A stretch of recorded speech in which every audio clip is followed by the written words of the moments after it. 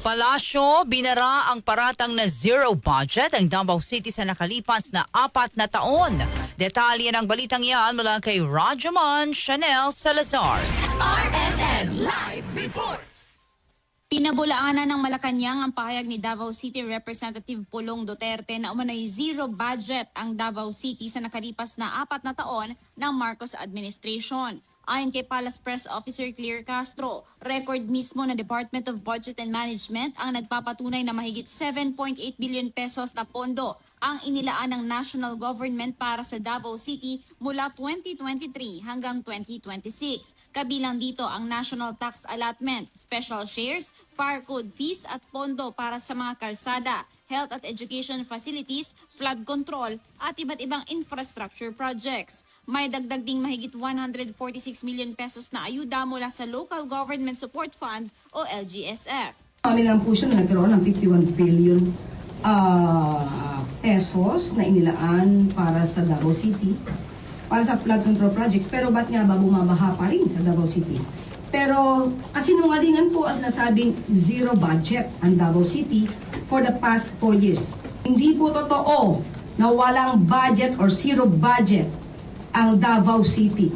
Ang Davao City po ay isa sa mga syudad at isa sa mga area na talaga pong inaalagaan ng ng administrasyon at ng Pangulong Marcos Jr. Samantala, sinagot din ng Malacanang ang aligasyon ni Davao City Mayor Sebastian Duterte na lumalala umano ang problema sa iligal na droga sa ilalim ng administrasyon ni Pangulong Marcos. Ayon kay Castro, tuloy-tuloy ang kampanya ng pamahalaan laban sa iligal na droga at wala umanong naiulat na extrajudicial killings. Bilang patunay, ipinakita ni Castro ang ulat ng pagkakasabat sa mahigit 15 million pesos na halaga ng shabu sa isang operasyon sa Davao City. Mga nagtataka po tayo, bakit po kaya napakadaming droga, illegal drugs na nahuhuli sa Davao City?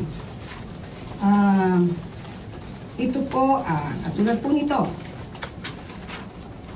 Noong May 14, 2026, meron pong nahuli na sabat na halagang 15.6 million shabu mismo sa Davao City operation. Hindi po ba sakop niya ito? Kaya nga po, bakit sa Davao City ay may nahuhuli kung naging epektibo po yung sinasabi nilang war on drugs? Sa ngayon po, wala po tayong EJK pero marami pong nasasabak ang ating mga law enforcers para po masawata ang illegal na droga. Si Palace Press Officer Claire Castro. Kasama mo sa DZXL RMN Manila, Radyo Mansiano Salazar, Tatak RMN.